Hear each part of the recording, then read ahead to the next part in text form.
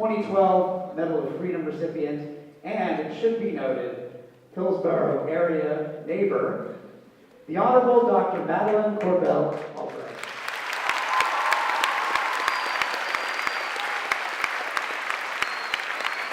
For the good words that you said about the program.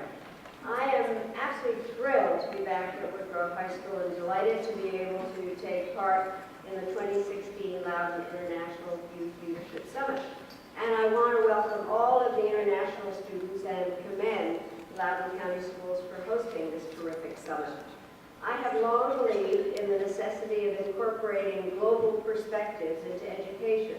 In fact, going back to the time that I was in high school, I started an international relations club and made myself president and insisted that everybody come. To this day, one of my proudest moments was, and accomplishments, was between the time that I was a sophomore in high school, at the time that I won the Rocky Mountain Empire, that would be Colorado, Wyoming, Nevada, contest about the United Nations. And the reason that I was able to win it was that I had memorized the names of the 60 countries that were part of the UN at the time.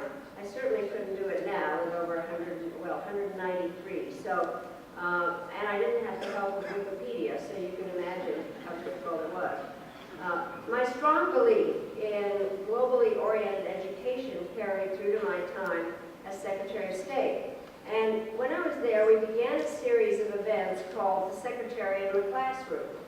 And as many of you've been told, I actually have a farm in Hillsborough, and I visited down the road at the Hillsborough Elementary School. And I had asked actually that instead of the maps that are usually in classrooms where the Western Hemisphere is in the middle and then there's these two flaps on either side, that I have a globe. And I would turn the globe around and I would say, most of the people live on the other side of the globe. And it was really an ideal teaching aid because we really always think of ourselves as being in the middle of everything, and it's important to know where all the other people live. And it's really only human nature, but the truth is that the vast majority of the world's people live in what Americans often think of as the Earth's far side. So I would turn the globe around and describe countries where I had most recently been, such as India and China and South Africa and the turbulent states of the Middle East. The globe was an excellent way for students to visualize the idea of travel, but it did give rise to some interesting questions, especially to the little children in elementary school, who wanted to know if I'd ever been to the North Pole, and if people in Australia actually had to walk upside down. I did not get those particular questions at Hillsborough, but I was asked a number of other things, such as whether, in visiting foreign countries, I'd ever been to North Carolina. And if instead of using an airplane to cross the ocean, I had ever considered sailing myself. The young students at Hillsborough made quite an impression on me, and I must have made an impression on them, because 4 years ago I was invited to come back and speak to them during their senior award ceremony here at Woodgrove High School. Now, those elementary schoolers are about to graduate college, and you are about to follow in their footsteps, some sooner, others later. As you do so, gaining the kind of outward orientation this summit helps promote will prove absolutely vital. Because no matter where you live or what profession you pursue, all of you will live truly global lives. You will compete in a global workplace, shop in a global marketplace, and travel further and more often than any prior generation. To succeed, you will require the kind of knowledge that extends beyond mere facts to knowledge of self and knowledge of how other people live. I know from my own experience that such wisdom can be hard to obtain.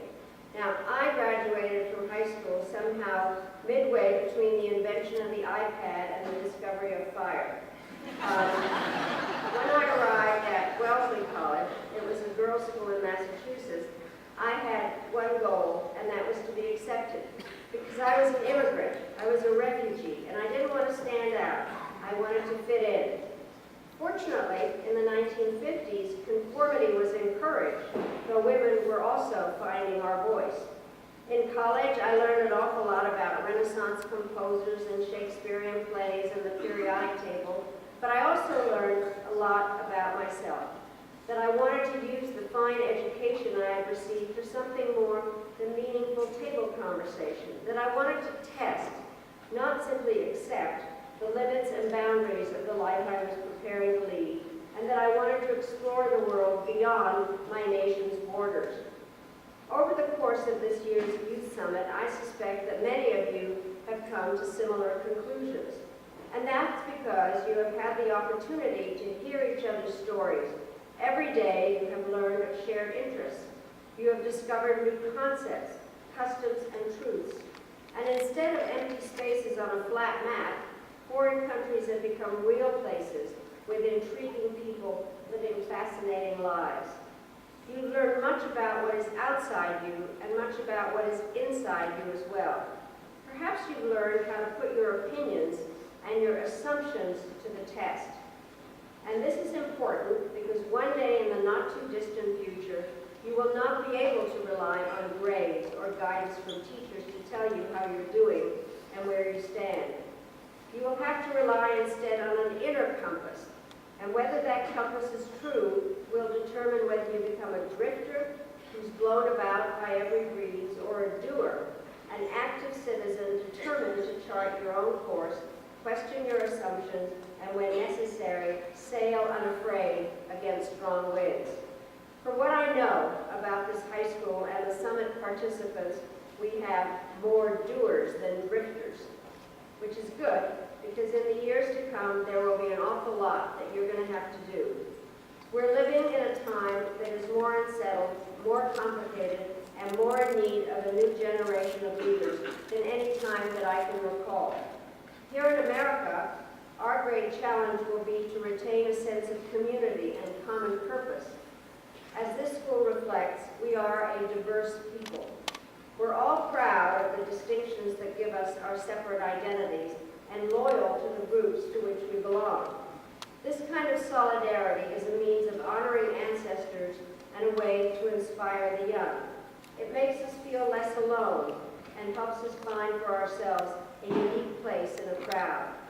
But there's also a danger, because when pride in us descends into fear or hatred of them, the American tapestry unravels and the social fabric is torn. No matter our race, creed, gender, or sexual orientation, we are all equal shareholders in the American dream. And that means we do not fear our differences, we embrace them. Living up to that principle and valuing fairly the contributions of each other is the great test our nation has to pass in the 21st century.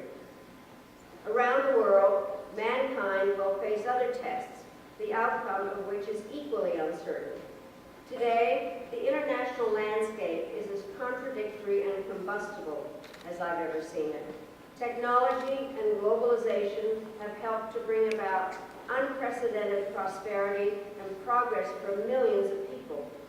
But they have also cast new shadows upon the world. We see this in the resurgence of nationalism in Europe and Asia, alongside rising sectarianism and extremism in the Middle East. We see it in the widening gap between the rich and the poor, and the growing dangers to the environmental health of our planet. We see how technology has given new destructive tools to groups who use religion as a license to murder, as if God's commandments were, "Thou shalt kill." And we see how many of the assumptions of my generation and your parents' generation about the 21st century have been proven wrong. Put another way, the world's a mess. That's a diplomatic term of art. I'm sorry, but it's true. To put it back together, we will have to work with people on every continent to isolate and defeat those around the world who are pouring poison into the ears of disaffected people. And this means reforming education and fighting bigotry and intolerance wherever those tendencies arise. And it means fostering a true dialogue of civilizations so that religion is understood as the unifying force it should be, and people everywhere are taught that no one's blood is less or more precious than our own. It also means keeping our cool. Over the past year, there has been a kind of hysteria in some circles about allowing foreigners to come into our country, whether as refugees, foreign students, or as immigrants. I agree that common sense border protections are needed, but we cannot close our country off to the world. After all, if America is to lead, we must understand the interests and concerns of others. And if America is to be secure, we must do more to ensure that others understand us. The scope and drama of our confrontation with terror over the past 15 years has caused some to conclude that everything has changed. I don't believe that, because there are limits to what terror can do. Terror can turn life to death, laughter to tears, and shared hopes to sorrowful memories. But it cannot diminish our faith in freedom, shake our loyalty to one another, lessen our conviction that every individual counts, or cause this country to retreat from our purpose. America is against terror, and that's given, but I never want any of you, including the foreign students, to forget what America must be for. Today, America has an interest in the stability and well-being of all of Europe and Latin America, Africa, the Middle East, and the Asia Pacific. And that's why we sometimes get involved in places that are far away from our shores. When I was a Secretary of State, we were criticized for that. People would ask, why do you care about peace and democracy in places such as East Timor and Haiti, Sierra Leone and Mozambique? Aren't these countries too small and too poor to affect the United States? After all, they don't have missiles that can attack us, or oil they can sell us, or markets. The world today is interconnected. What matters anywhere will matter everywhere. And my only regret is that we did not do more earlier to stop the war in Bosnia and halt genocide in Rwanda. In my life, I have had the good fortune to travel almost everywhere, and I have found that there are essentially three categories of countries in the world today. In the first, people work all day and still don't have enough to eat. In the second, families are able to scrape together just enough food to meet their basic needs. And in the third category of countries, diet books are bestsellers. Confronted with this hard truth, some people simply shrug their shoulders and say, it's too bad, but there isn't anything anyone can do about it. I say such unfairness is intolerable, and we each have a responsibility to change it. There was a time when we could say that we didn't know enough or didn't have enough resources. But today, there can be no doubt that if only we would so choose, we could produce enough food, build enough shelter, deliver enough medicine, and share enough knowledge to allow people everywhere to live better and more productive lives. To the students here today, let me say that I don't intend this morning to put the weight of the world upon your shoulders, for that will always be your parents' job. But I do hope that each of you will use the knowledge gained here at this Youth Summit to be more than a consumer of liberty, but also a defender and enricher of it, employing your talents to heal, help, and teach. And that is my advice to you this morning. Never be satisfied with what you know, because by asking questions and listening to others, you can always learn more. Take pride in who you are, but leave room for others to express their own pride. When you are wrong, don't be afraid to admit it. And even as you strive to keep pace with the latest technology, remember that there is no technological solution to the tests that matter most. Above all, have faith in yourselves.